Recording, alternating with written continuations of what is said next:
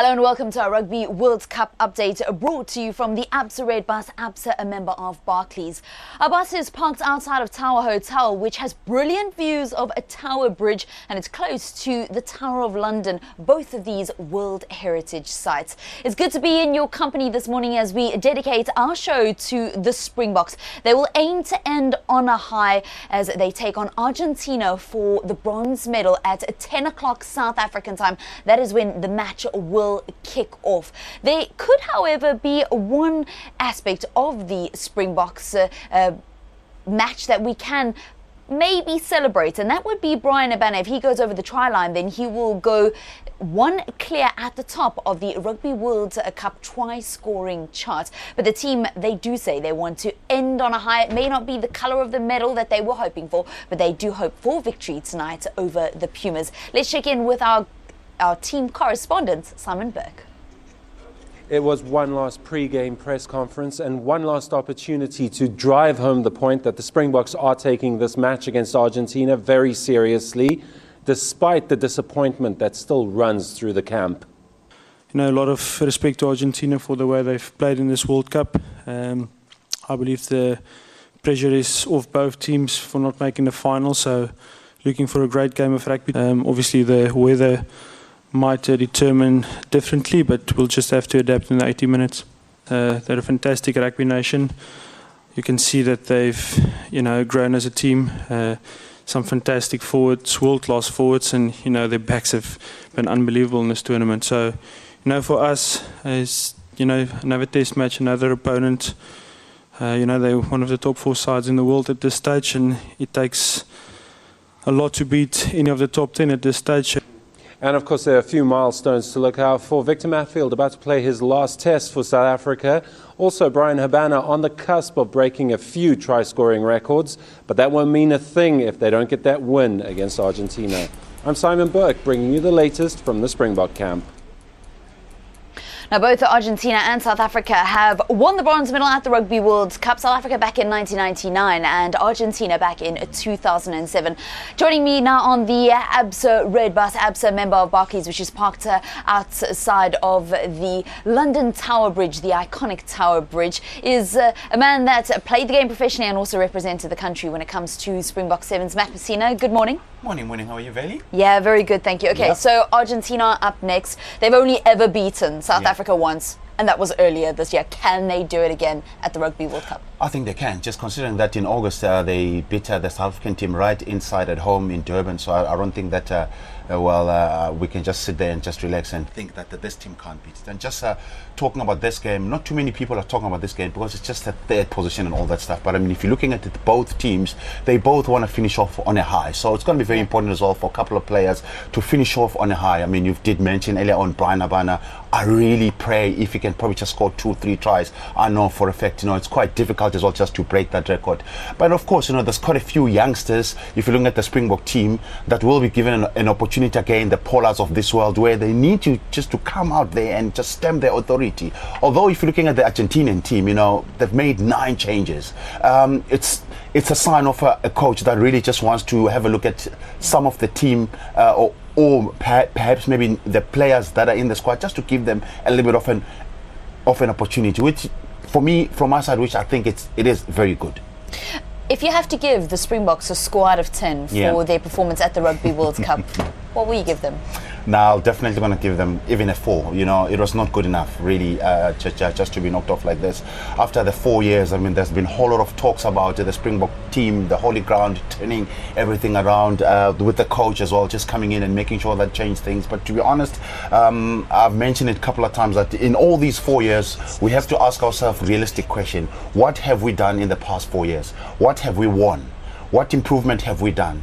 Are there any developments that we really see or we saw coming through and see great players just coming through? And then of course there's quite a bit of games that we've lost that I really thought that they were more hurting in terms of the South African public. I mean, the game against the Argentinian this year, I can't even mention Japan because I really thought that it was just a no area. Well, it's pretty simple. You wear the green and gold jersey, there's no option to lose, so you cannot lose a game unless if the team that you're playing against, they're super good like the All Blacks. All right. Well, thank you very much, Mac, giving the Springboks 40%. The final whistle hadn't even gone, and already talk about Coach Hanneke Meyer's contract and whether or not it would be renewed. That started coming up. So this, I think, there's going to be lots to dissect following the Rugby World Cup. But the Springboks have still got one more match, and that takes place tonight against Argentina as they play for third place at the Rugby World Cup 2015. It's time now for us to take a quick break. We've got more after this.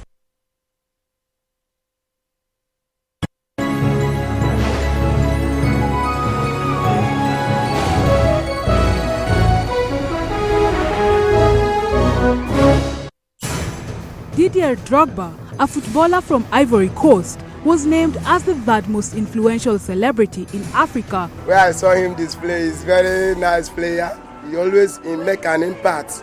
Drogba donated his $5 million endorsement fee to the construction of a hospital in Abidjan. Well, there are some lesser-known football stars in the continent that you haven't met. Really? And are deserving of more attention. I think we will do better. The Journal, every Saturday at 1:30 on SABC News.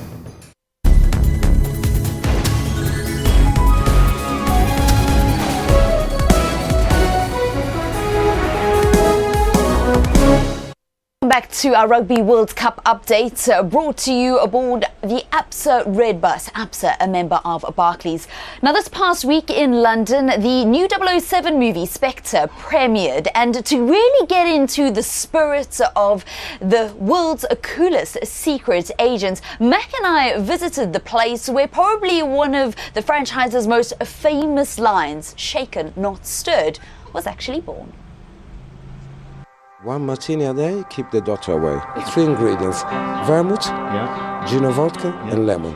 What an absolute treat. We're here in Duke's Bar, which opened way back in 1908. And amongst their many famous guests, they also served Sir Ian Fleming. And it was here that he got the inspiration for James Bond's martinis. So we're with Alessandro. What a fabulous host he actually is. He's going to tell us all about martinis and the different types that you get: shaken, stirred, and then the very special Duke's Martini. Martini became in America. Martini, originally, it was the original town was Martinez. And Martini is not the brand of the vermouth, it's a very common name in Italy. This Italian bartender, which moved to New York in the beginning of the 19th century, he discovered London dry gin and the dry vermouth. Because the first vermouth was red vermouth, it wasn't. Dry vermouth didn't exist. This gentleman, Martini, he discovered London dry gin and the dry vermouth started becoming popular.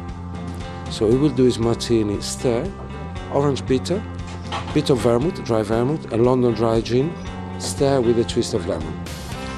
Now, when Fleming started creating Bond, he braked everything because Bond drinks the martini shaken. And why shaken? One of the reasons why is to do an impression. At the time of Fleming started wrote the first novel in 1953. The elite had a certain etiquette how to drink, how to eat. So martini is supposed to be in the small glass, clear. When you shake a martini, you break the ice, you dilute it, and also it's cloudy. So that will not be the right thing. But what Fleming does, creating Bond breaks all the rules. So what I was going to do, I was going to show you Bond way.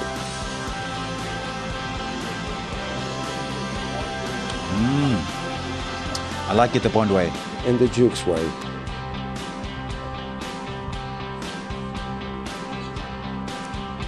I like the Duke's way. Well, those drinks are on ice until after tonight's match. And if everything goes according to the Boks plans, then they'll be going home with the bronze medal following tonight's match, which kicks off at 10 o'clock South African time at the Queen Elizabeth Olympic Stadium. Now, despite the fact that it may not be the colour that they were hoping for, they are going to be, if the result goes their way, they are going to be going home with a beautiful, beautiful medal.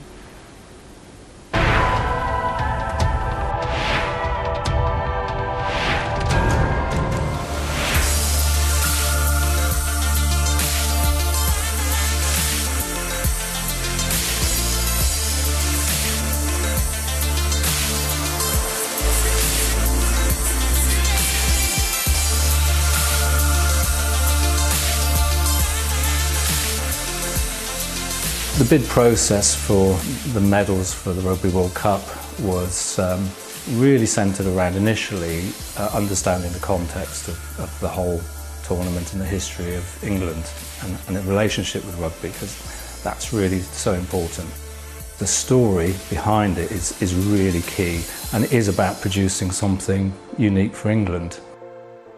We were contracted to produce 3 different sets of medals. So we had the finalist medals, the participants medals, and also the helpers medals. This isn't the normal way to make a medal.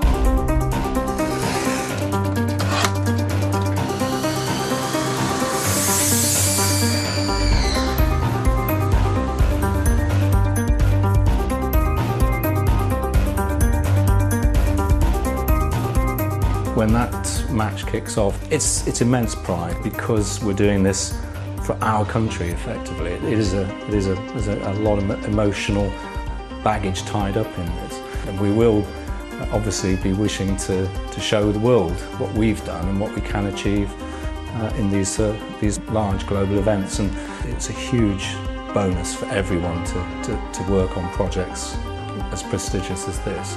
And it doesn't get better.